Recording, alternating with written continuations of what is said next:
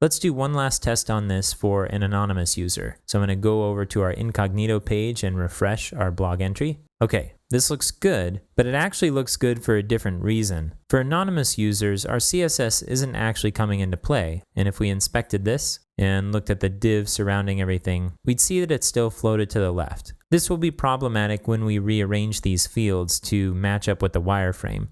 Let's do that. So in our wireframe, it shows content, images, tags, and comments. So our images and our tags need to be switched. So let's go to Structure, Content Types, Blog Entry, and Manage Display. And we'll just drag images above the tags and click Save.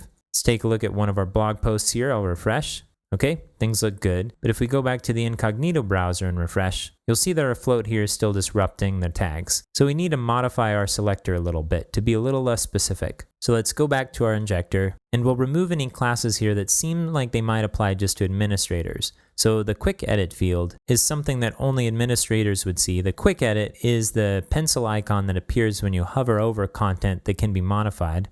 And let's save this and see if this fixes the problem. I'll go back to the incognito browser and refresh. If we refresh, it's still not working. So if you know CSS, then you'd be able to track down that this selector should actually work. The problem though, is that we set it to only show on node pages. But right here, the URL is a little bit different. This is actually a comment reply form. So let's click on this link to go to the blog page itself. Okay, and when we do, things line up just fine.